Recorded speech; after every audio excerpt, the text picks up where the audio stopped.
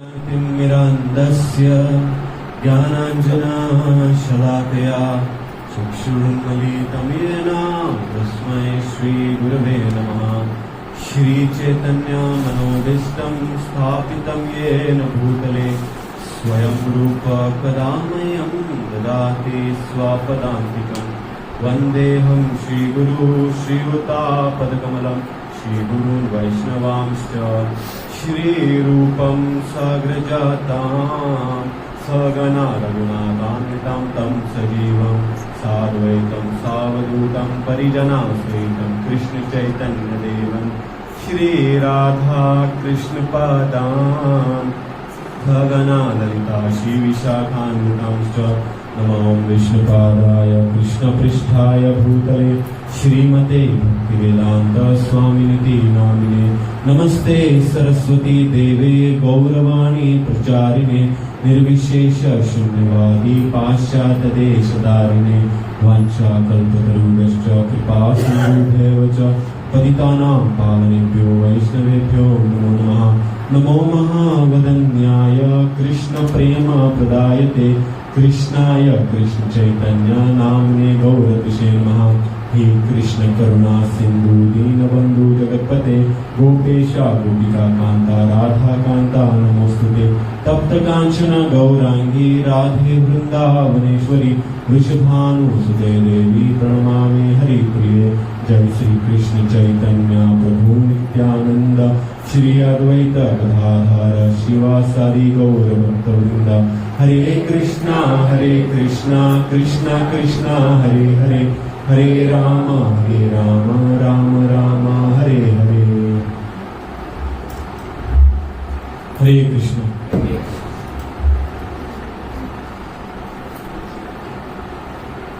बहुत बहुत स्वागत आप सबका इस रविवार के सोडन में सत्संग कार्यक्रम में। तो सबसे पहले मैं आपको बता दूं कि ये 2 महीने हम लोग पुस्तक वितरण कर रहे हैं पूरे विश्व भर में। ये जो 2 महीने होते हैं नवंबर दिसंबर, मेनली दिसंबर, तो इसमें हम क्या करते हैं, विश्व भर में भगवत गीता का वितरण करते हैं। भगवत गीता हो या श्रीमद् भागवत। आप लोगों में से कितने लोगों ने भगवत गीता पढ़ा है यहाँ पर?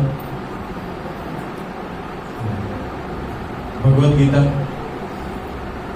कम लोगों ने पढ़ा है, मतलब आधे लोगों ने पढ़ा है, आधे लोगों ने नहीं पढ़ा है। तो सर्वप्रथम हम सबके पास भगवत गीता पढ़ने के लिए भगवत गीता होना चाहिए। तो सबके पास है कि नहीं? किसी के पास नहीं है यहाँ पर? प्रभु जी के पास नहीं, तो प्रभु जी आज लेंगे भगवत गीता। ठीक है, तो भगवत गीता सबके पास होना चाहिए और उसके पश्चात हमें पढ़ना चाहिए। तो शास्त्र का ये निचोड़ है कि जिन्होंने भी भारत भूमि में जन्म लिया है उसे अपने जीवन को सार्थक करना चाहिए, और सार्थक करने के बाद कर पर उपकार, दूसरों पे उपकार करना चाहिए। इसलिए मैं आप सबसे निवेदन करता हूं कि आप सब लोग के पास भगवत गीता होनी चाहिए और उसे पढ़ना चाहिए। तो भगवत गीता बहुत ही सुंदर ग्रंथ है। गंगा पवित्र क्यों है? गंगा को पवित्र क्यों कहा गया? क्योंकि वो भगवान के चरणों से निकलती है कि नहीं? भगवान के चरणों से निकलती है, इसलिए गंगा पवित्र है। भगवत गीता तो मुख से निकल रही है, तो आप भगवत गीता का महात्म्य सोच भी नहीं सकते। तो इसलिए इतनी पावन है। अगर आपको भक्ति में प्रगति करनी है तो सर्वप्रथम भगवत गीता श्रीमद् भागवत का पाठ करना चाहिए, बहुत ज्यादा जरूरी है। तो भगवत गीता आज विस्तार रूप से हम भगवत गीता के बारे में जानेंगे, भगवत गीता श्रीमद् भागवत के बारे में। तो भगवत गीता कहाँ पर चालू होती है? कुरुक्षेत्र के रणभूमि पर। कुरुक्षेत्र के रणभूमि पर चालू होती है। कौन कहता है भगवत गीता? स्वयं कृष्ण। अगर आप देखेंगे तो शास्त्र में जब भी शिव जी बोलते हैं तो बोलते हैं शिव उवाच, या शिवदेव गोस्वामी बोलते हैं शुक उवाच। लेकिन जब कृष्ण बोलते हैं डायरेक्ट भगवान उवाच, ऐसे नहीं कृष्ण उवाच है, वहां पे डायरेक्ट क्या है? श्री भगवान उवाच। मतलब शास्त्र का ये निचोड़ है कि भगवत गीता जो है या कृष्ण की जो गीता है वो भगवत गीता है। क्यों? कृष्ण तू भगवान स्वयं सर्व कारण कारणम। कृष्ण को भगवान कहा गया है। कहां पर? शास्त्र में।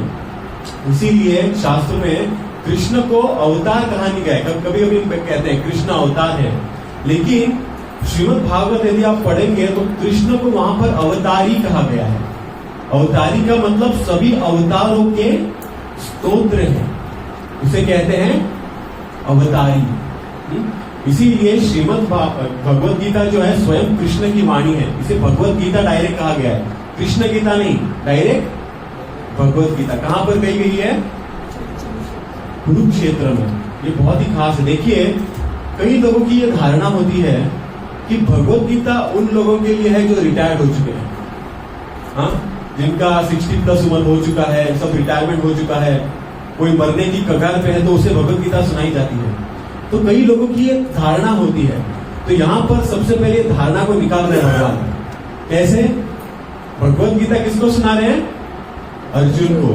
और कब सुना रहे हैं? जब युद्ध प्रारंभ होने वाला है। कई बार हम भगवत गीता का प्रचार करते हैं, बोलते हैं भगवत गीता ले लो, आप पढ़ लो, तो कई सारे लोग बोलते हैं नहीं, हमारे पास वक्त नहीं है, हमारे पास वक्त नहीं, हम थोड़े बिजी हैं, हाँ, इतना काम धाम होता है, हमारे पास तो बिल्कुल वक्त नहीं होता है। लेकिन देखिए, भगवान यहाँ पर अर्जुन को गीता कुरुक्षेत्र के रणभूमि पर सुना रहे हैं। मतलब युद्ध छेड़ने वाला है, उससे बिजी और कोई वक्त हो सकता है क्या? उससे बिजी कोई वक्त हो सकता है, लेकिन भगवान वहां पे सुना रहे हैं। मतलब देखिए, इस अवस्था में भी भगवान अर्जुन को बता रहे हैं आपको टाइम निकालना है। तो उसी प्रकार से हम अपने जीवन में बहुत व्यस्त रहेंगे, हमारे पास कभी समय नहीं मिलेगा, लेकिन इस अवस्था में भी वक्त निकाल के भगवत गीता का पठन पाठन करना है। इसे ही भक्ति कहते हैं। भक्ति यानी वो नहीं आपको जब वक्त मिलेगा तब आप भगवान को भजोगे, नहीं, वक्त आपको कभी नहीं मिलने वाला है। आपको हमेशा वक्त निकालना पड़ेगा, हमेशा वक्त निकालना पड़ेगा, नहीं तो भक्ति में कभी आगे नहीं बढ़ पाओगे। वो जो कहते हैं भक्ति तो हम बाद में करेंगे, अभी तो हम काम काम कर ले, कुछ कमा ले, हाँ, सभी लोग निकल पड़े हैं कमाने के लिए। तो एक कवि कहते हैं, चाहे लाख कमा लो हीरे या मोती, लेकिन कफन में जेब नहीं होती। हाँ, कितने भी कमा लो, हीरे मोती आप कमा लो, कफन में जेब होती है क्या? क्या लेके जाने वाले हो? हाँ, क्या लेके आए थे, क्या लेकर जाओगे? कुछ नहीं, खाली हाथ आए थे, खाली हाथ जाओगे, बस, और कुछ नहीं। इसीलिए भगवत गीता का पठन पाठन हमें जितनी जल्दी हो सके करना है। कम से कम एक बार तो हमें भगवत गीता को पढ़ लेना है, क्योंकि कृष्ण गीता में क्या कहते हैं? बहुनाम जन्मनाम अन्ते ज्ञानवान नाम प्रपद्यन्ते वासुदेवम सर्वमिति स महात्मा सुदुर्लभ। तो कृष्ण यहाँ पर कहते हैं बहुत बहुत जन्मों के बाद ये संधि प्राप्त होती है कि कोई भगवत गीता को खोलता है और पढ़ता है और ये जानता है कि कृष्ण ही सब कुछ है, और वो महात्मा दुर्लभ है। बहुत कम होते हैं ऐसे महात्मा। चोड़न में यहाँ पर कितने लोग हैं? बहुत सारे लोग हों, हजारों की संख्या में लोग होंगे, लेकिन यहाँ पर सत्संग में गीता सुनने के लिए कितने लोग आते हैं? बहुत कम। सब महात्मा है और क्या है? दुर्लभ है, बहुत कम उनकी संख्या होती है, बहुत कम। तो इसीलिए मानव जीवन को प्राप्त करके हमें भगवत गीता का पठन पाठन करना है। भगवत गीता का पठन पाठन नहीं किया हो तो क्या हो गया? हमारा जीवन जो है व्यर्थ हो जाएगा, व्यर्थ हो जाएगा। इसलिए भगवत गीता जो पठन पाठन है, कोई केवल साधक नहीं, महान महान आचार्य, परमहंस, ये लोग भगवत गीता का पठन पाठन करते हैं। और भगवत गीता में किस प्रकार से पठन पाठन करना चाहिए, किस प्रकार से इसका अध्ययन करना चाहिए, एक सुंदर सी उसकी मैं आपको कथा बताता हूँ। एक बार श्री चैतन्य महाप्रभु, जो कि स्वयं कृष्ण है, चैतन्य महाप्रभु कौन है? स्वयं कृष्ण है, श्रीमती राधा रानी के भाव में। तो कलयुग में आए थे मायापुर धाम में। वो दक्षिण भारत की जब यात्रा करने जाते हैं तो दक्षिण भारत में उन्हें एक ब्राह्मण मिलता है, और वो ब्राह्मण जो होता है गीता पढ़ने का प्रयास करता है, गीता खोल के पढ़ने का प्रयास करता है, और जैसे गीता खोल के पढ़ता है रोता है, बहुत रोता है। तो बाकी के लोग उसे चिढ़ाते थे। क्यों? क्योंकि ये जो ब्राह्मण था वो इलिटरेट था। इलिटरेट मतलब क्या होता है? जिसे लिखना और पढ़ना नहीं आता, उसे कहते हैं इलिटरेट। तो ये ऐसा था, उसे पढ़ना लिखना नहीं आता था, तो सभी लोग चिढ़ाते थे, अरे इसको पढ़ना लिखना भी नहीं आता, ये क्या पढ़ रहा है भगवत गीता। तो श्री चैतन्य महाप्रभु वहां पर आते हैं और इस ब्राह्मण को देखते हैं, गीता खोल रहा है और रो रहा है, और सभी लोग उसे चिढ़ा रहे हैं। चैतन्य महाप्रभु उनसे पूछते हैं, आप क्यों रो रहे हो? आप क्यों रो रहे हो? तो ये ब्राह्मण बोलते हैं, मुझे मेरे गुरु से आदेश मिला है कि मुझे भगवत गीता पढ़नी है, लेकिन मुझे तो पढ़ाई लिखाई नहीं आती, इसीलिए मैं प्रयास करता हूं, खोल के कुछ पढ़ नहीं पाता, सिर्फ प्रयास कर रहा हूं। तो चैतन्य महाप्रभु बोलते हैं तो रो क्यों रहे हो, रो क्यों रहे हो? तो बोलते हैं जब भी मैं गीता खोलता हूं ना, मुझे कृष्ण का वो रूप याद आता है जब वो अर्जुन के सारथी बने थे, वो रूप याद आता है। मतलब देखिए, परम पुरुषोत्तम भगवान सारथी बन रहे हैं। सारथी का अर्थ क्या है? ड्राइवर। ड्राइवर कोई पूजनीय स्थान नहीं है, ड्राइवर तो एक तुच्छ काम होता है ना, बोले ड्राइवर। हाँ, ड्राइवर कोई पूजनीय स्थान नहीं है। तो ड्राइवर मतलब आप सोचो, कृष्ण अर्जुन के सारथी बने, और नॉर्मली हमारा तो कार ड्राइवर होता है, वो तो ठीक है, लेकिन रथ पे सारथी बनना ये बहुत ही निम्न काम है। क्यों? क्योंकि युद्ध भूमि पर क्या होता है, पीछे जो क्षत्रिय बैठे होते हैं उनके पास समय नहीं रहता, वो युद्ध में इतने व्यस्त रहते हैं कि अगर उन्हें बताना हो कि राइट जाओ तो मुंह से नहीं बताते, वो पैर मारते हैं, डायरेक्ट लात मारते हैं। राइट साइड में लात मारो तो राइट जाओ, लेफ्ट साइड में लात मारो तो लेफ्ट जाओ, सीधे लात मारो तो सीधे जाओ। मतलब कृष्ण भगवान रथ पर अर्जुन के लात खा रहे थे, मतलब ये काम कृष्ण भगवान लेते हैं। तो ये देखकर जो सर्व ऐश्वर्य पूर्ण संपन्न है वो ये काम कर रहे हैं, बोलते जब ये स्वरूप मेरे सामने आता है मुझे रोना आता है। तो इसीलिए वो व्यक्ति पढ़ नहीं पाता, लेकिन उसका भाव सही है। तो चैतन्य महाप्रभु कहते हैं तुम पढ़ लिख नहीं सकते, लेकिन क्योंकि तुम्हारा ये भाव है, तुम भगवत गीता का सार समझ गए हो। बोलते हैं तुम भगवत गीता का सार समझ गए हो। क्यों? क्योंकि भाव, तो भाव होना चाहिए भगवत गीता पढ़ने के लिए। उस भाव से जब हम भगवत गीता पढ़ेंगे तो ही हमारे जीवन में परिवर्तन होगा। तो भगवत गीता पढ़ने के लिए दो चीज बहुत आवश्यक है, इसके बिना आप भगवत गीता पढ़ भी लोगे ना तो आपके जीवन में जो है ट्रांसफॉर्मेशन नहीं आएगा, परिवर्तन नहीं आएगा। कौन कौन से? सर्वप्रथम वो बोलते हैं, कृष्ण बोल रहे हैं कि आपको कृष्ण को भगवान मानना है। अगर मानोगे ही नहीं तो भगवत गीता पढ़ के क्या मिलेगा? तो जो भी कृष्ण बोल रहे हैं वो भगवान की वाणी है। और दूसरी बात बताते हैं, जो भी कृष्ण भगवान बोल रहे हैं उसे एक्सेप्ट करो विदाउट अ डाउट। मतलब संशय मत रखो, शायद ये सही है, शायद ये गलत है, नहीं। जो भी कृष्ण बोल रहे हैं एब्सोल्यूट, उसे कहते हैं एब्सोल्यूट। तो वो मुझे याद आ रहा है, सत्यम, एक हमारा कहावत होती है, सत्यम शिवम सुंदरम, एक बहुत ही अच्छा प्रसिद्ध गाना भी है। हाँ, ईश्वर सत्य है, सत्य ही शिव है, और शिव ही सुंदर है। डेफिनेटली शिव जी बहुत बड़े भक्त हैं, बहुत ही सुंदर है। तो शिव जी भी भगवत गीता, श्रीमद् भागवत का पठन पाठन करते हैं। उन्हें भागवत पढ़ना बहुत अच्छा लगता है। हाँ, खासकर रामायण सुनना उन्हें बहुत प्रिय है। तो बहुत अलग अलग कथाएं, तो विस्तार रूप से मैं नहीं जाऊंगा उनके बीच में, लेकिन एक बार एक कहानी आती है दक्षिण भारत में, जहां पर एक मंदिर होता है, आप सबको पता है। वो मंदिर होता है शिव जी का, और वो ऐसा मंदिर है कि साल में एक ही बार खुलता है 7 दिनों के लिए, और 7 दिन वहां पर भागवत कथा होती है, क्योंकि उन्हें भागवत सुनना बहुत पसंद है। तो वहां के एक आचार्य होते हैं जिनका नाम होता है पुंथानम, एक बार उन्हें बुलाते हैं वहां पर भागवत कथा करने के लिए, और वो भागवत खोलते हैं और कृष्ण लीलाओं पे वो चर्चा करते हैं।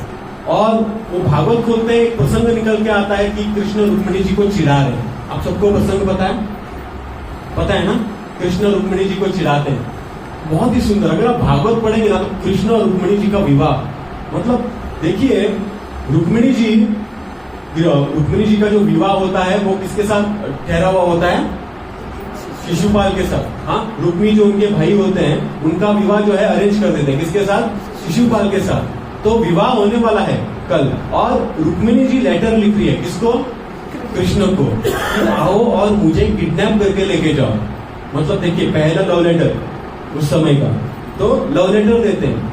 और अगर आप देखेंगे ना, भागवत पढ़ेंगे तो आप समझेंगे कि जब वो लेटर लिख रही थी उसके पहले रुक्मिणी जी ने कृष्ण को कभी देखा ही नहीं।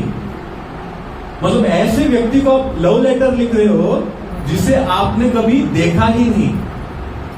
ये बहुत ही बड़ी विडंबना है, नहीं? आजकल तो प्रेम होता है देखने से होता है, उसका फोटो तो होना चाहिए कम से कम। हाँ, नहीं तो प्रेम कैसा होगा? नहीं होगा। क्योंकि ये शारीरिक स्तर पे होता है, लेकिन उनका जो प्रेम था वो आध्यात्मिक स्तर पे था। रुक्मिणी जी क्या होता था, भगवान के बहुत सारे भक्त होते थे जो वृंदावन से वहां पर आते थे उनके राज में, तो वो लोग कृष्ण के बारे में वर्णन करते थे, अरे कृष्ण कितने महान है, कितने चमकीले, कितने घुंघरालू उनके बाल हैं। मतलब इस तरह से जब वर्णन करते थे बड़े बड़े ब्राह्मण और वैष्णव, रुक्मिणी जी जो है कृष्ण के प्रति प्रेम हो जाता है। केवल कैसे, उनके मात्र सुनने से, कृष्ण का वर्णन सुनने से उनसे प्रेम होता है। देखिए ये हमारी विधि है, ये हमारी परंपरा है। हम सब आते हैं मंदिर में भगवान को देखने के लिए, आते हैं ना, भगवान को देखने के लिए हम आते हैं। एक बार क्या था, एक बार श्रील भक्ति सिद्धांत और सरस्वती ठाकुर गोस्वामी महाराज, अगर आप उनका चित्र देख सकते हैं प्रभुपाद जी के साइड में, तो वो लोग एक बार प्रवचन दे रहे थे, और जब प्रवचन दे रहे थे इसी प्रकार से सारे लोग बैठे थे, और वो बहुत बड़ा मंदिर था। तो घंटी बजा, दर्शन खुला, तो बाद में अनाउंसमेंट हो गया, जिनको दर्शन लेना है दर्शन कीजिए, जिनको कथा में बैठना है कथा में बैठिए। सभी भक्त चले गए दर्शन लेने के लिए, सभी भक्त चले गए दर्शन लेने के लिए, केवल एक भक्त वहां पर बैठा रहा, और वो कौन थे, जिनके साइड में उनका फोटो है, बस। तो भक्ति सिद्धांत सरस्वती ठाकुर महाराज जी कहते हैं कि देखो, भगवान को देखने के लिए हमारी आंखें काफी नहीं है, हम आंखों से भगवान को देख ही नहीं पाएंगे। क्या देखेंगे इन आंखों से? आप देख सकते हो विग्रहों में भगवान स्वयं नहीं, आपके लिए तो एक लकड़ी का मूर्ति होगा वो, लेकिन भगवान को यदि आपको देखना है तो आपके कानों द्वारा देखना है। इसलिए भक्ति का सर्वप्रथम विधि है श्रवणम, श्रवणम कीर्तनम। श्रवण की बड़ी महिमा है, बहुत महिमा है। तो उसी प्रकार से रुक्मिणी जी यहाँ पर क्या करती है, रुक्मिणी जी केवल श्रवण कर रही है कृष्ण के बारे में, कृष्ण इतने अच्छे हैं, प्रेम उत्पन्न हो जाता है, क्योंकि आध्यात्मिक स्तर पे है। हाँ, भौतिक स्तर पे ऐसा नहीं होता, जब तक हम एक दूसरे को आमने सामने नहीं देखेंगे तब तक प्रेम नहीं होगा, लेकिन आध्यात्मिक स्तर पे केवल सुनने से ही प्रेम हो जाता है। तो रुक्मिणी जी को बहुत प्रेम हो जाता है, और बाद में वो एक दिन पहले लेटर लिखते हैं कृष्ण को, और कृष्ण अगले दिन आते हैं और उन्हें लेकर जाते हैं। तो ऐसे कई साल बीत जाते हैं, कई साल बीत जाते हैं। अभी कृष्ण के बेटे नहीं, पोते नहीं, परपोते होते हैं, और बाद में ये प्रसंग चल रहा है। इतने साल हो जाने के बाद कृष्ण रुक्मिणी जी को बोल रहे हैं, रुक्मिणी जी आपने गलती किया, मुझसे शादी करके आपने गलती किया, मुझसे शादी करके आपको क्या मिला? अरे आपको इतने अच्छे अच्छे रिश्ते आ रहे थे, शिशुपाल इतने महान राजा थे, मुझसे शादी कर लेते। देखो, मुझे मेरा वर्ण भी नहीं पता, मुझे ये भी नहीं पता मैं क्षत्रिय हूँ, मैं ब्राह्मण हूँ, मैं वैश्य हूँ, मैं शूद्र हूँ। द्वारका में मैं क्षत्रिय का काम कर रहा हूँ, जब वृंदावन में था तब मैं ग्वाला था, मुझे मेरे वर्ण के बारे में भी नहीं पता, और आपने मुझसे शादी किया। तो ये सुनकर रुक्मिणी जी को चक्कर आता है, बोलते शादी के इतने साल बाद ऐसा मुझे सुनने को मिल रहा है, और चक्कर आके वो गिर जाती है, वैसा वर्णन। तो इसी के बारे में ये जो कुंथानन है वो वर्णन कर रहे थे, और करते करते पूरा अध्याय खत्म हो जाता है। तो इसी प्रकार से वहां पे क्या होता है, एक बुक मार्क होता है, जैसे होता है ना, जैसे खत्म हो गया तो ऐसा अंतिम में ऐसा रख दिया बुक मार्क, चलो खत्म हो गया, और अगले दिन खोलते हैं, बाद में वहीं से चालू करना होता है, तो ऐसे खोलते हैं, देखते हैं तो आश्चर्य होता है। क्यों? क्योंकि ये बुक मार्क जो है अंत में नहीं होता है, किसी ने निकाल के उसे वापस शुरुआत में रख दिया होता है। तो वो सोचते हैं ऐसा किसने किया होगा, उन्हें लगता है शायद किसी ने खेलकूद में ऐसा किया होगा। दूसरे दिन भी चलो वही कथा करते हैं, क्योंकि वो वहां पर मिलता है उन्हें। दूसरा दिन खत्म होता है, वो इस प्रकार से निकाल के ऐसे अंत में रख देते हैं। तीसरे दिन खोलते हैं, फिर से किसी ने स्टार्टिंग में रख दिया। तीसरे दिन, चौथे दिन, पांचवें, छठे, सातवें, 7 दिन तक एक ही कथा चल रही है, कृष्ण रुक्मिणी जी को चिढ़ा रहे हैं, समझ में नहीं आ रहा है। 7वें दिन वो चले जाते हैं। तो जब चले जाते हैं तब बाद में उन्हें पता चलता है कि उनका जो भागवत है वो छूट गया है मंदिर में। भागवत कहां पर छूट गया? मंदिर में। तो दौड़ते हैं तो देखते हैं मंदिर बंद हो चुका है। जब मंदिर बंद हो चुका है तो समझ में नहीं आ रहा है भागवत को कैसे मिलेगा, उनको भागवत कैसे मिलेगा। तो बाद में उन्हें आवाजें सुनाई देती है, बहुत सारी आवाजें। तो वो वहां पे एक की होल होता है, जहां पर आप चाबी डालते हैं की होल, तो अंदर झांक कर देखते हैं तो शिवजी और पार्वती भागवत पे चर्चा कर रहे हैं। और शिवजी के पार्षद कौन? अलग अलग भूतगण होते हैं, ऊपर अलग अलग भूत होते हैं, और शिवजी पार्वती को भागवत सुना रहे हैं। क्या सुना रहे हैं? कृष्ण रुक्मिणी को चिढ़ा रहे हैं। और संपूर्ण भागवत सुनाने के बाद पार्वती देवी से पूछते हैं कैसा लगा, मेरा प्रवचन आपको कैसा लगा? पार्वती बोलती है ठीक था, लेकिन पुंथानम जितना अच्छा नहीं था। आपका भी ठीक लगा मुझे, लेकिन पुंथानम बहुत अच्छी कथा कर रहा था। शिव जी बोलते हैं बिल्कुल, मुझे पता है पुंथानम जब कथा करता है, ऐसी कथा करता है ना, इतना आनंद आता है, इसीलिए मैं ही वो निकाल के ऐसे स्टार्टिंग में रख रहा था, क्योंकि मुझे वही कथा बार बार श्रवण करने की इच्छा हो रही है। हाँ, तो हम भक्ति में आगे बढ़ रहे हैं। हमें कैसे पता चलता है? भगवान की लीला श्रवण करने में हमारी आसक्ति उत्पन्न होती है। हमारी आसक्ति कहाँ है? अभी फिल्म होगी, ये फिल्म चल रही है, वो फिल्म अभी इफी खत्म हुआ है, हमारी आसक्तियां वहां पर है। वो आसक्ति को निकाल के हमें भगवान की कथाओं में लगाना है, भगवान की कथाओं में, भगवान की लीलाओं को श्रवण करना है। पिक्चर में क्या होता है? हीरो हीरोइन विलन, पता है ना लास्ट में हीरो हीरोइन को मिलना ही है। कुछ अलग होता है क्या? हीरो को विलन को मारना ही है। मतलब रामायण महाभारत अलग अलग तरीके से हमें दिखाया जा रहा है बस, और हमको आनंद आ रहा है। हम 500-600 रुपए खर्च करके मूवी देखते हैं। हम लेकिन हमारी जो आसक्ति है कहां पर होनी चाहिए? भगवान की कथा। मतलब कितनी सुंदर सुंदर कथाएं, अगर आप कृष्णा बुक पढ़ोगे, भागवत पढ़ोगे, इतनी सुंदर सुंदर कथाएं, तो शिव जी को भी आनंद आता है। कैसे? भागवत श्रवण करने के लिए वो भी उत्सुक रहते हैं। और शिव जी मतलब इतने उत्सुक रहते हैं, हमारी तरह नहीं। आते हैं हफ्ते में एक बार, वो भी 45 मिनट्स का कुछ कथा सुनते हैं, जाते हैं। शिव जी जब कथा सुनते हैं इतने मग्न हो जाते हैं, जो आंख बंद करते हैं वो हजारों हजारों वर्ष पूर्व उनकी आंख खुलती है, इतने मग्न हो जाते हैं शिव जी। हाँ, इसलिए सत्यम शिवम सुंदरम, शिव जी सत्य है। सत्य कौन है? शिव जी है, बिल्कुल। क्योंकि शिव जी, इसलिए उनका एक नाम है महेश्वर, महान ईश्वर है। बोलते ना देवों के देव महादेव, बिल्कुल। हाँ, सभी देवों के देव है वो। भागवत सुनने में इतनी रुचि रखते हैं, इसलिए उन्हें सत्य कहा गया है। इसलिए उनका एक नाम है महेश्वर। लेकिन शिव जी के जो स्त्रोत हैं वो कौन है? वो विष्णु है। क्योंकि ब्रह्म संहिता में क्या लिखा गया है? हाँ, जिस प्रकार से दूध का दही बनता है, आपने देखा है दूध का दही कैसा बनता है? कैसे बनता है? थोड़ा नींबू डालने से दूध का दही बनता है। तो जिस प्रकार से दूध का दही बनता है, उसी प्रकार से विष्णु जब इस माया देवी के संपर्क में आते हैं, वही विष्णु शिव जी बनते हैं। इसीलिए शिव जी के पिता कौन है? शिव जी के स्तोत्र कौन है? विष्णु है। इसलिए शिव जी सत्य हैं और विष्णु परम सत्य है। कौन है विष्णु? परम सत्य। इसीलिए भगवत गीता में हम पढ़ेंगे तो वहां पर कहा गया है एब्सोल्यूट ट्रूथ। एक होता है ट्रूथ मतलब सत्य, और एक होता है एब्सोल्यूट ट्रूथ। एब्सोल्यूट मतलब क्या? परम सत्य। इसीलिए विष्णु का एक नाम है परमेश्वर। क्या है? क्योंकि वो महेश्वर के स्तोत्र हैं, इसलिए उनका नाम है परमेश्वर। और विष्णु के स्त्रोत जो अवतारी हैं वो कृष्ण है, इसलिए उन्हें सर्वेश्वर कहा गया है, सबके ईश्वर। हाँ, तो इस प्रकार से सर्वेश्वर से आते हैं परमेश्वर, और परमेश्वर से आते हैं महेश्वर। तो इसीलिए शिव जी को भी आनंद आता है क्या? भागवत सुनने में। इसीलिए हम सबको भी क्या करना चाहिए? शिव जी के पद चिन्हों पर चलते हुए श्रीमद् भागवत, कृष्णा बुक हो या भगवत गीता, इसका पठन पाठन करना चाहिए। हाँ, नहीं तो हमारा भी जीवन क्या हो गया? व्यर्थ हो जाएगा। इसीलिए मानव जीवन मिलकर हम अगर भगवत गीता, श्रीमद् भागवत नहीं पढ़े तो हमारा जीवन व्यर्थ हो जाएगा। तो इसीलिए भक्ति के कई सारे अंग होते हैं जो मैं कल डिस्कस कर रहा था, आज उतना समय नहीं। लेकिन सर्वप्रथम हमें क्या करना चाहिए? सर्वप्रथम हमें भगवत गीता का पठन पाठन करना चाहिए, हमारे जीवन को सार्थक करना चाहिए। और सार्थक करने के बाद क्या करना चाहिए हमें? कर पर उपकार। क्या? दूसरों पर उपकार करना चाहिए। मैं भगवत गीता में से, भगवत गीता चालू कहां पे होता है? धृतराष्ट्र उवाच। धृतराष्ट्र का एक प्रश्न होता है, क्या?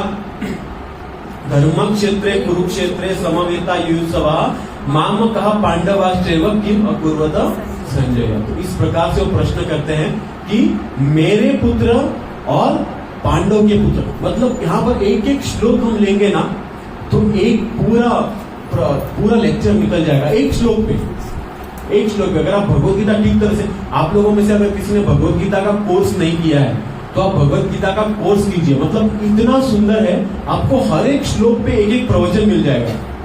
देखिए बहुत ही सुंदर। धृतराष्ट्र पूछ रहे हैं यहाँ पर, धर्म क्षेत्रे कुरुक्षेत्र, एक ही मैं एग्जांपल देता हूँ, धर्म क्षेत्रे कुरुक्षेत्रे समवेता युत्सवः माम कहा पांडवाश्चैव किम अकुर्वत संजय। तो यहाँ पे धृतराष्ट्र की मानसिकता हमें दिख रही है। धृतराष्ट्र की मानसिकता क्या है? क्या है? संपूर्ण महाभारत किसके लिए हुआ पता है? धृतराष्ट्र की वजह से। हाँ, कृष्ण तो आए थे शांति दूत बनकर, बोले थे अरे 5 गांव दे दो पांडवों को, 5 गांव दे दो, खत्म। लेकिन बोले नहीं, क्योंकि ये ईर्ष्यालु व्यक्ति का लक्षण होता है, वो दूसरों को तकलीफ देना चाहता है। 5 गांव देता, संपूर्ण ब्रह्मांड में से, संपूर्ण भूतल में से 5 गांव यदि आप पांडवों को देते तो क्या जाता? लेकिन धृतराष्ट्र बोला नहीं, कुछ भी नहीं। धृतराष्ट्र और दुर्योधन बोले कुछ भी नहीं। तो संपूर्ण महाभारत किसके लिए हुआ? धृतराष्ट्र और दुर्योधन के लिए। धृतराष्ट्र इसके मूल थे, उन्होंने दुर्योधन को उकसाया नहीं करना है ऐसे, तो इसीलिए संपूर्ण महाभारत उनकी वजह से हुआ। और धृतराष्ट्र का सबसे प्रथम श्लोक आता है भगवत गीता में, धृतराष्ट्र उवाच धर्म क्षेत्रे कुरुक्षेत्रे समवेता युत्सवः माम कहा पांडवाश्चैव। मतलब क्या बोल रहे हैं देखिए, माम कहा मेरे पुत्र और पांडु के पुत्र, तो यहीं पर भेद कर रहे हैं, यहीं पर डायरेक्ट भेद कर रहे हैं। मेरे पुत्र अलग है और पांडु के पुत्र अलग है। आपको पता है पांडवों के पिता का नाम क्या था? पांडु था। तो पांडु की 2 पत्नियां थी, कौन कौन थी? एक थी कुंती और दूसरी माद्री, सही है ना? तो 2 थी। जब पांडु की मृत्यु हो जाती है, जब वो शरीर को त्याग देते हैं, उसके बाद तो 2 पत्नियां होती है। कौन कौन होती है? कुंती देवी और माद्री। तो यहां पर क्या होता है, पांडु जब देव को त्याग देते हैं, उसके पश्चात क्या होता है? उसके पश्चात माद्री जो है सती जाती है। पहले जमाने में ऐसी प्रथा थी कि पति मरने के बाद पत्नियां जो है सती जा सकती थी, तो वो सती जाती है। कुंती के 3 पुत्र कौन कौन? युधिष्ठिर, भीमा और अर्जुन, ये 3 पुत्र थे। माद्री के 2 थे, कौन कौन? नकुल और सहदेव। लेकिन जब हम पांडव का स्मरण करते हैं, हम ऐसे नहीं बोलते ये माद्री के पुत्र है, ये कुंती के पुत्र, बिल्कुल नहीं। पांडव मतलब क्या? सभी कुंती पुत्र है। हाँ, क्योंकि जब माद्री सती जाती है तो कुंती देवी इन 2 पुत्रों को अपना ही पुत्र समझती है, इसलिए कभी हम भेद नहीं देखते शास्त्र में, नकुल अलग माँ के पुत्र हैं, अर्जुन अलग नहीं, 5 पांडव एक साथ। तो देखिए कुंती ने कभी ये भेद नहीं किया, लेकिन धृतराष्ट्र ने भेद कर दिया। माम कहा पांडवाश्चैव, मेरे पुत्र अलग है, पांडव के पुत्र। तो यहाँ पर मानसिकता दिखती है, एक ईर्ष्यालु व्यक्ति की मानसिकता क्या होती है वो दिखती है। यहाँ पर भेद कर दिया उन्होंने, माम कहा पांडवाश्चैव, और किम अकुर्वत संजय, क्या किया उन्होंने? मतलब एक दृष्टिकोण से एक बेवकूफ वाला प्रश्न है। कैसे? जैसे आपको बताया जा रहा है, यहाँ पर एक डाइनिंग टेबल रख दिया, हाँ, यहाँ पर अलग अलग व्यंजन रख दिए, प्लेट परोस दिए। आप नीचे जाएंगे ना प्रसाद के लिए, तो सब लोग लाइन में बैठेंगे, सबको प्लेट परोसा जाएगा, हाँ, सबको प्रसाद दिया जाएगा। और आप पूछ रहे हैं इसके बाद भक्तों ने क्या किया? क्या करेंगे भक्त? अरे खाएंगे ना। तो उसी प्रकार से युद्ध भूमि पर दोनों लोग जमा है, कौरव भी आए, पांडव भी आए। यहाँ पर आकर क्या किया? अरे क्या कर सकते हैं? वहां पर युद्ध करने के लिए आए ना। लेकिन धृतराष्ट्र यहाँ पे बहुत चालाक है, उसके मन में बहुत सारे संशय हैं, बहुत सारे संशय हैं। सबसे पहले तो डर है। डर किस बात का? इसलिए बोलते हैं धर्म क्षेत्र। ये जो क्षेत्र है धर्म का क्षेत्र है, यहाँ पर धर्म की कभी हार नहीं होती। तो बोलते हैं उनके मन में एक डर है, कहीं यहाँ पर आकर कहीं मेरे बच्चों का मानसिकता ना बदल जाए, कहीं पांडवों के साथ कॉम्प्रोमाइज ना कर दे, बोले थोड़ा आप ले लो, थोड़ा आप, युद्ध किस बात का है? क्योंकि धृतराष्ट्र को चाहिए था कि युद्ध होना ही चाहिए। तो इस प्रकार से उनके मन में संशय था, तो इसलिए वो ऐसा एक प्रश्न पूछते। आगे भी बहुत ही विस्तार से हर एक श्लोक पे चर्चा हो सकती है। आप लोगों को मैं निवेदन करूंगा कि भगवत गीता पे आप कोर्स करें, ठीक तरह से भगवत गीता का अध्ययन पठन पाठन आप कर लो, ठीक है। तो इसके पश्चात जो कृष्ण जब बोलना चालू करते हैं, सर्वप्रथम वो ज्ञान क्या देते हैं? अर्जुन भयभीत हुआ होता है। अर्जुन बोलता है मैं तो युद्ध नहीं करने वाला।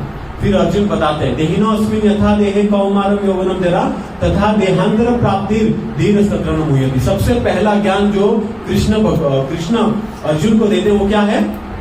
हम ये शरीर नहीं, हम ये आत्मा है। बोलते हम शरीर नहीं, हम ये आत्मा है। और वहां से ये भगवत गीता चालू होती है। मतलब आध्यात्मिकता का बेसिक्स क्या है?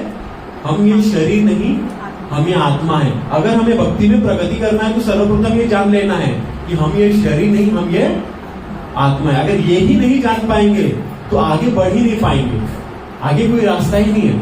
कई बार प्रभुपाद जी प्रवचन दे देते, राधाष्टमी हो, कृष्णाष्टमी, अलग अलग भगवान की लीलाएं होती है ना, तो प्रभुपाद जी प्रवचन देते थे, बोलते थे हम ये शरीर नहीं, हम ये आत्मा है, इसी श्लोक पे। तो बाकी लोग बोलते थे प्रभुपाद जी आज राधाष्टमी है ना, कुछ राधा रानी के बारे में बताओ। हाँ, अलग अलग लीलाएं हैं कृष्ण भगवान की, रासलीला के बारे में बताओ। तो प्रभुपाद जी बोलते हैं कि ये सब सुनने के लिए सबसे पहले आपको क्या पता होना चाहिए कि हम ये शरीर नहीं, हम आत्मा है। अगर उस स्तर तक आप नहीं पहुंचोगे तो केवल वो यहां से आएगा और यहां से निकलेगा, यहां से जाके अंदर नहीं पहुंचेगा।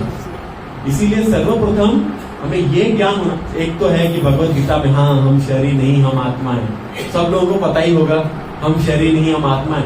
एक तो होता है पता होना और एक होता है उसका साक्षात्कार होना।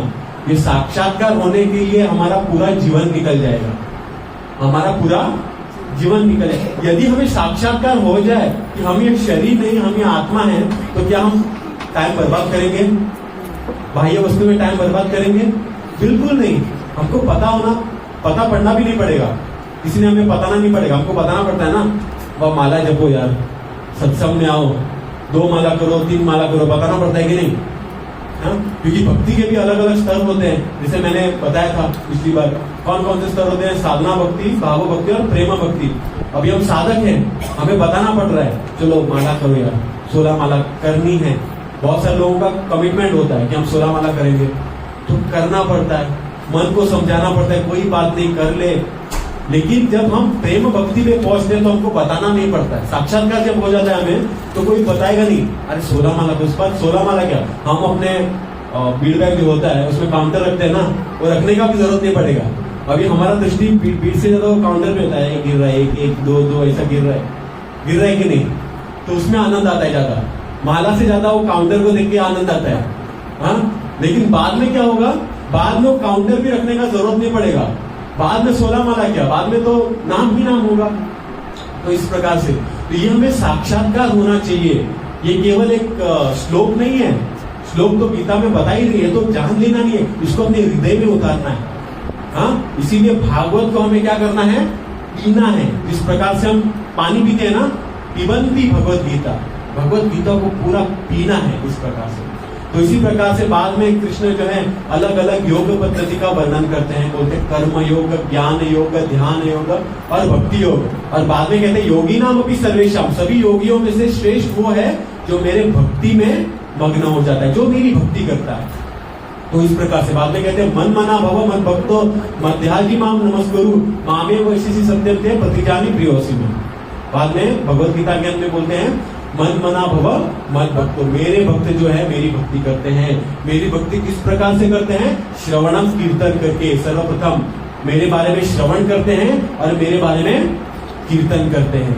बाद में बोलते हैं सर्वधर्मान परित्यज माम एकम शरणम व्रज अहम त्वं सर्व पापेभ्यो मोक्षयिष्यामि मा शुचः। बाद में बोलते हैं क्या, सभी धर्मों को त्याग करके क्या करना है, माम एकम शरणम व्रज। ये भी बहुत ही सुंदर है, सभी धर्मों को त्याग कर। धर्म को कभी त्यागा जाता है क्या, त्यागा जाता है? लेकिन यहाँ पर कृष्ण क्या बोल रहे हैं, धर्म को त्याग दो। अगर अब हम इसको टेक्निकल रूप से अगर बात करें ना, तो ये 2 शब्द हैं, एक होता है धर्म और एक होता है आध्यात्म। अगर हम इंग्लिश में बात करें, एक होता है रिलीजन और एक होता है स्पिरिचुअलिटी। इन दोनों का भेद आपको पता है क्या है, पता है? ये अलग अलग शब्द है। कोई मानता है ये एक ही है, धर्म और आध्यात्म एक ही है, ऐसा नहीं है।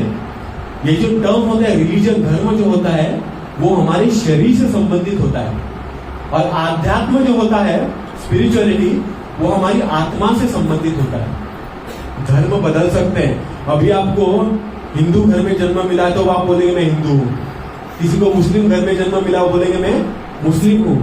धर्म जो होता है वो शरीर पे निर्भर होता है, लेकिन आध्यात्म जो होता है वो शरीर पे निर्भर नहीं होता है, वो स्वाभाविक स्वरूप होता है।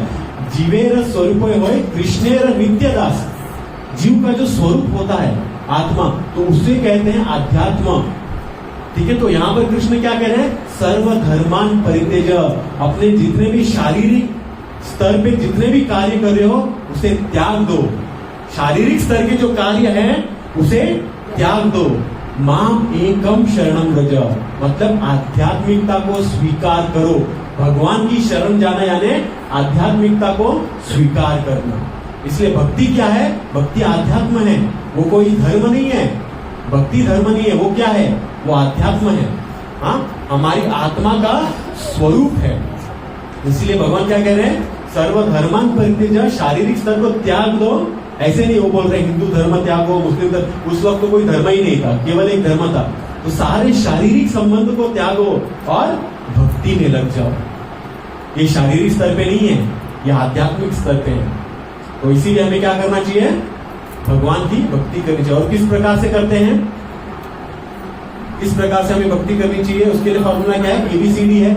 साधु का संग करना चाहिए, भगवत गीता का पठन पाठन, नित्य रूप से हरे कृष्ण महामंत्र का जप। आप सब लोग जप करते हैं यहाँ पर? कितने लोग 16 माला कर रहे हैं? ठीक है। और थोड़े लोग, कितने लोग कर रहे हैं माला? बस ठीक है। तो आप लोगों को करना है। हाँ, कितना करना है? कम से कम 16 माला तक आपको पहुंचना है। पहुंचना है कि नहीं? जैसे हमको क्या, यहां से हम वृंदावन जाएंगे, यहां से वृंदावन जाने के लिए हमको क्या क्या लगेगा? एक तो गाड़ी लगेगा ना, गाड़ी के बिना जा पाएंगे क्या पैदल? नहीं, गाड़ी लगेगा। वो गाड़ी क्या है? वो गाड़ी हमारा मानव जीवन है। सबको मिला है कि नहीं? भगवान की भक्ति करने के लिए कम से कम मानव जीवन चाहिए। बिना मानव जीवन की भक्ति कर सकते हैं क्या? नहीं कर सकते। तो मानव जीवन चाहिए। तो गाड़ी तो हमें मिला है, लेकिन केवल गाड़ी होने से काम नहीं बनेगा। उसमें लगता है पेट्रोल। ठीक है, उसमें क्या लगता है? पेट्रोल के बिना गाड़ी चलेगा? नहीं चलेगा। उसी प्रकार से जो हरिनाम जब हम जप कर रहे हैं, वो गाड़ी में पेट्रोल डाल रहे हैं। तो कल ही मैं वर्णन कर रहा था, हरिनाम क्या है? पेट्रोल है। कितना पेट्रोल? 16 लीटर डालना चाहिए। कम से कम 16 लीटर हम पेट्रोल डालेंगे तो गाड़ी नॉन स्टॉप चलेगा। आप 2 लीटर डालोगे तो क्या होगा? गाड़ी चलेगा लेकिन बंद पड़ जाएगा थोड़ी देर में। अगर नॉन स्टॉप गाड़ियों को चलाना है तो 16 लीटर मिनिमम पेट्रोल डालना है, तो गाड़ी 24 घंटे चलता रहेगा, नहीं तो गाड़ी बंद पड़ जाएगा। तो इसीलिए हरिनाम जो है पेट्रोल जैसा है, नहीं तो गाड़ी आगे बढ़ेगा नहीं। तो ये सब भी आपके पास होगा, लेकिन अगर आप गाड़ी की मरम्मत नहीं करेंगे तो फिर भी आप दुविधा में फंस जाएंगे। क्यों? अगर आपने रेसिंग देखा होगा, फॉर्मूला 1 रेसिंग कार, तो फास्ट गाड़ी जाते हैं, फास्ट जाता है ना गाड़ी जाता है, बाद में 2-3 लैप मारता है, बाद में रुक जाता है। क्यों? उसको साइड में रुकाते हैं, नट बोल्ट सब टाइट करते हैं। आप सर्विसिंग कराते हैं कि नहीं? गाड़ी का कराते हैं ना? तो 3 महीने में एक बार सर्विसिंग करना पड़ता है, ऑयल चेंज करना पड़ता है। तो क्या हो जाता है? गाड़ी खराब हो जाता है, ब्रेक खराब हो जाता है, गाड़ी का टायर ही फट गया, तो क्या फायदा? गाड़ी चलेगा नहीं। तो ये जो आप सर्विसिंग मरम्मत करा रहे हैं वो साधु संघ है। ये साधु संघ क्या कर रहा है? आपका मरम्मत कर रहा है, गाड़ी की मरम्मत हो रही है, तो वो गाड़ी नॉन स्टॉप चले आपका। हाँ, जो साधु संघ को त्याग देते हैं वो घर पे रहकर 16 माला भी करे, वो 16 माला 1, 2, 3 महीना चलेगा, उसके बाद बंद हो जाता है। इसलिए साधु संघ साधु संघ साधु संघ सर्वशास्त्र कहे, लभे मात्र साधु संघ सर्व सिद्धि हो। अगर आपको सिद्धि प्राप्त करनी है, भक्ति प्राप्त करनी है, तो कैसे? साधुओं का संग करके। और ये सब आपके पास है, गाड़ी है, पेट्रोल है, आप अच्छे से सर्विसिंग भी करा रहे हैं। लेकिन एक प्रॉब्लम और होती है। क्या? आप जब जा रहे हैं वृंदावन, आपको बॉर्डर पार करना होता है कि नहीं? तो अगर हमें भगवत धाम जाना है, भवसागर को पार करना है, तो हम जब वृंदावन जा रहे हैं, हमको बॉर्डर पार करना है। बॉर्डर पे हमको हमारा लाइसेंस मांगा जाता है। मुझे लाइसेंस दिखा, लाइसेंस दे दो, वापस जा। तो ये लाइसेंस क्या है? हमारी संप्रदाय के साथ जो हमारा नाता होता है वो अपना लाइसेंस होता है। ये तो हम भक्ति करके भगवत धाम के द्वार तक जाएंगे, अंदर छोड़ेंगे नहीं हमको। बोलेंगे आपका लाइसेंस दिखाओ, लाइसेंस है तो ही आप अंदर जा सकते हो। हमारा लाइसेंस क्या है? नमो ओम विष्णुपादाय कृष्ण पृष्ठाय भूतले श्रीमते भक्ति वेदांत स्वामिनिति नामिने नमस्ते सरस्वती देवे गौरवाणी प्रचारिणे निर्विशेष शून्यवादी पाश्चात्य देशसारिणे। ये हमारा लाइसेंस है, भगवत धाम जाने का। ये क्या है? हमारा लाइसेंस है। ये सब अपने पास है, हरिनाम है, साधु संघ है, संप्रदाय आचार्यों का आशीर्वाद है, बस तो हम वृंदावन पहुंच जाएंगे और किसी चीज की आवश्यकता नहीं है। तो ये सारी चीज हमें चाहिए होती है। तो इस प्रकार से भगवत गीता कहां पे समाप्त होती है? सर्वधर्मान परित्यज महामेकम शरणम व्रज। तो इस प्रकार से हमें हमारी जीवन की सिद्धि प्राप्त करनी है, भगवान की भक्ति करके, भगवत गीता का पठन पाठन करके। अभी अंतिम में मैं केवल 2 श्लोक पढ़ूंगा भगवत गीता में, जो आपको संपूर्ण आज के प्रवचन का सार बता देगा। वो क्या है देखिए। संपूर्ण भगवत गीता होने के बाद कृष्ण बोल रहे हैं, यम इदम परमम गुह्यम मद भक्तेश्व विधास्यति भक्तिम मयि पराम कृत्वा मामे वैश्य संशय। इसका ट्रांसलेशन मेरे पास इंग्लिश है गीता, तो मैं इंग्लिश में इसका ट्रांसलेशन पढ़ूंगा। बोलते हैं, for one who explains this supreme secret to the devotees, pure devotional service is guaranteed and at the end he will come back to मी।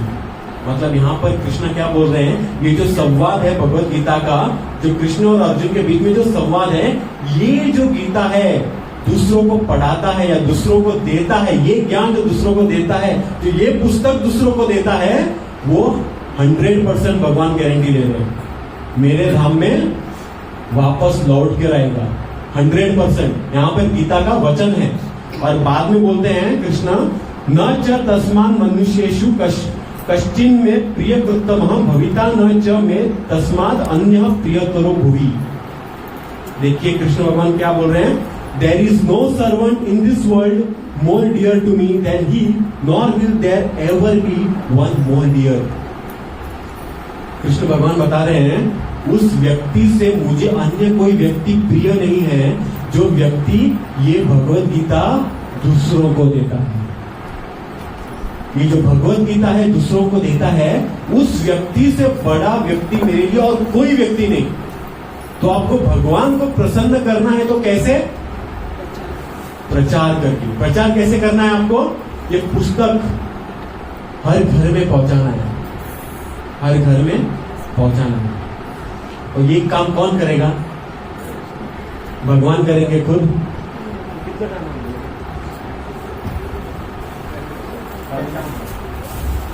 तो ये काम कौन करेगा?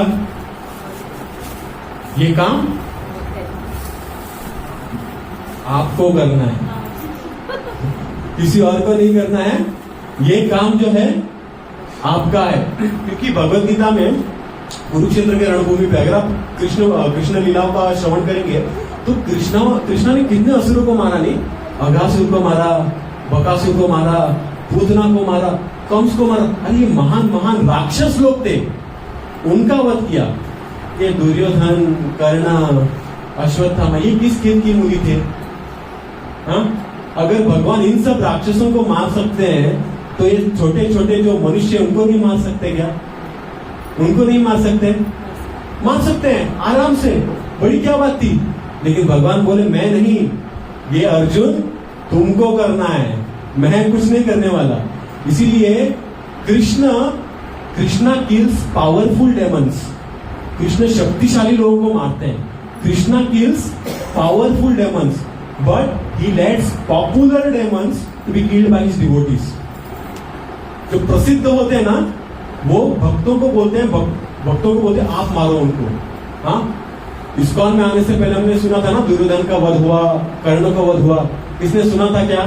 पूतना मर गई, पूतना मर गई, अघासुर मर गया, पिनावर्त मर गया। ये ज्यादा किसने सुना नहीं, ये ज्यादा प्रख्यात नहीं है, प्रसिद्ध नहीं है। प्रसिद्ध क्या है? आप कर्ण मर गया, दुर्योधन को मारा, ये प्रसिद्ध है। क्योंकि कृष्ण जो है क्रेडिट जो है ना, हमेशा अपने भक्तों को देना चाहते हैं। कृष्ण खुद के लिए क्रेडिट कभी नहीं लेते। क्या लेते हैं? संपूर्ण क्रेडिट भक्तों को। जब हम समुद्र मंथन के बारे में सुनते हैं, क्या आता है सबसे प्रथम हमारे मन में? क्या आता है? अगर यहाँ के लोगों का पता नहीं, बाहर आप बोलेंगे ना समुद्र मंथन, बोलेगा शिवजी ने विष पिया। नहीं, शिवजी ने विष पिया। तो देखिए कोई बोलेगा नहीं अरे विष्णु हजारों हाथों से मंदार पर्वत को गरुड़ पर लेकर आए, कूर्मा अवतार नीचे हो गए, संपूर्ण पर्वत को कूर्मा अवतार ने उठाया, मोहिनी मूर्ति आ गई, लोगों का गला काटा दानवों का, ये सब कोई चर्चा नहीं करेगा। बोले वह शिव जी ने विष पिया। क्यों? क्योंकि भगवान का ये गुण है, वो प्रसिद्धि अपने भक्तों को देते हैं, वैष्णवा नाम यथा शंभु, तो इसीलिए उनको प्रसिद्ध कर दिया भगवान ने। बोले विष की जब विष निकला तो भगवान भी पी सकते थे, भगवान के लिए बड़ी बात थी क्या? बड़ी बात नहीं थी। बोले शिव जी को, बोले वो मेरे भक्त हैं, वो पिएंगे, और भगवान ने शिव जी को प्रसिद्ध कर दिया। शिव जी प्रसिद्ध है नीलकंठ के रूप में। तो ये भगवान का गुण है। वो जो क्रेडिट है किसको देते हैं? अपने भक्तों को देते हैं। तो इसीलिए कुरुक्षेत्र के रणभूमि पर बोले मैं सबको मार सकता हूं, लेकिन नहीं, मैं हथियार नहीं उठाने वाला। ये सब किसको करना है? आपको करना है। जब राम जी जा रहे थे लंका, जब राम सेतु बन रहा था, राम जी परम पुरुषोत्तम है, मर्यादा पुरुषोत्तम भगवान है, हवा में नहीं जा सकते थे क्या? नहीं जा सकते थे, लेकिन फिर भी उन्होंने बोला राम सेतु बनेगा। मैं नहीं बनाऊंगा, वानर लोग, आप लोग बनाओगे। क्यों?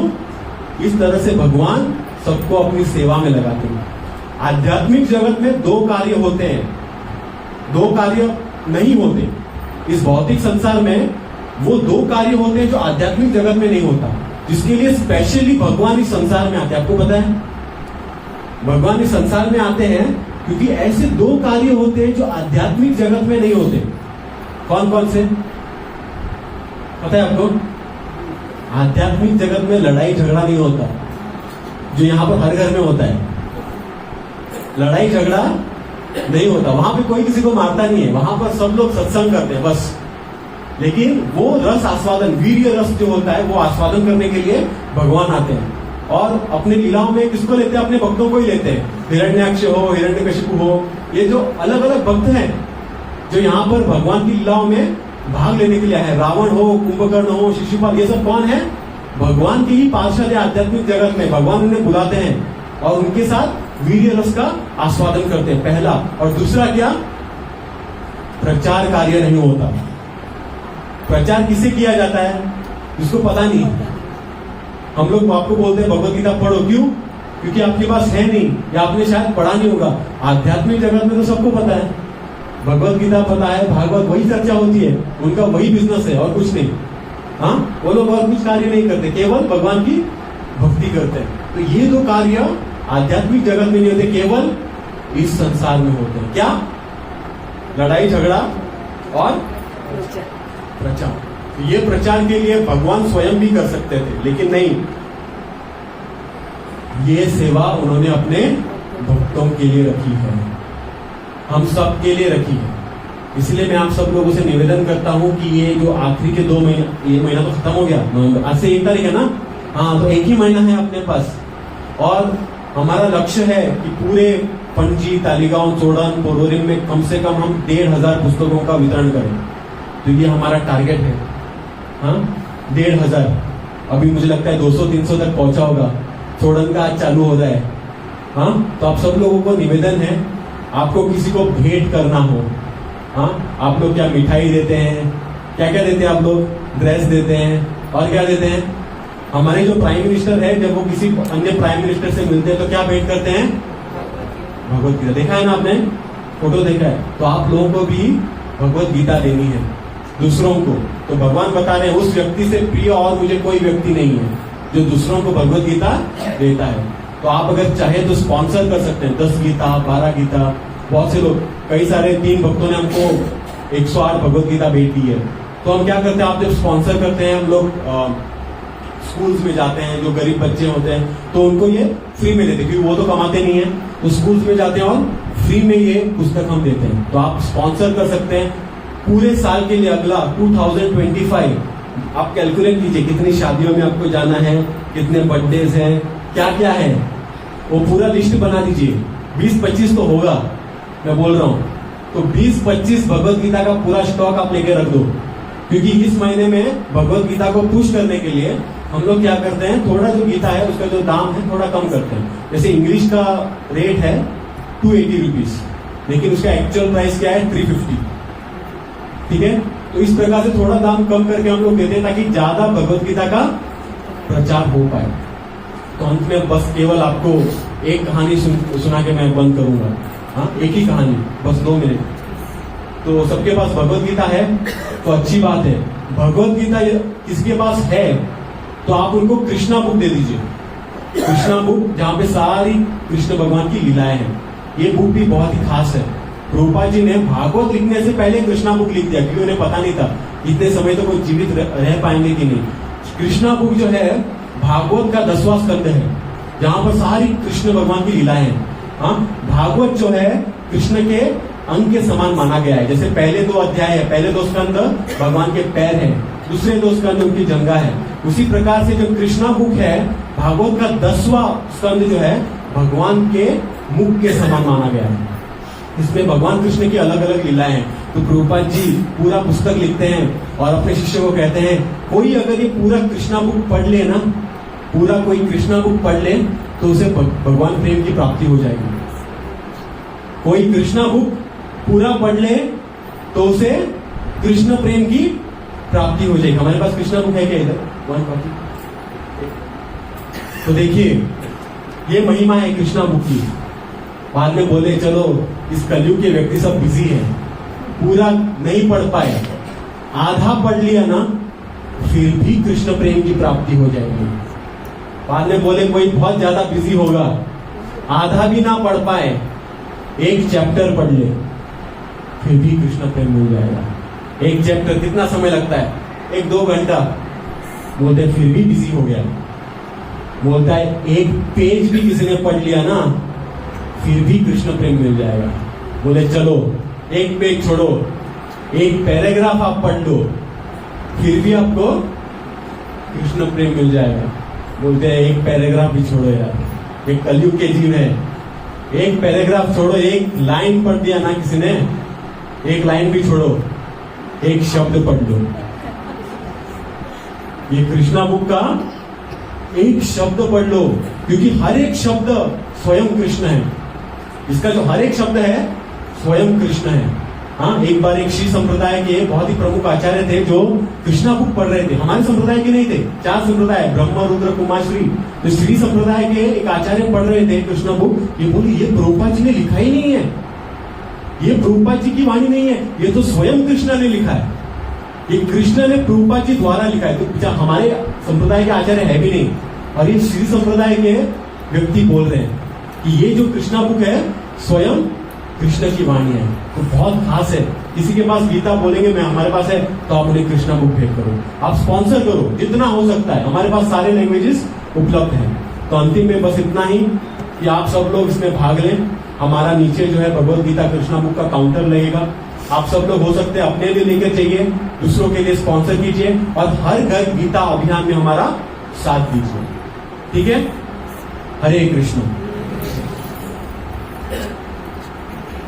किसी का कुछ प्रश्न है क्या?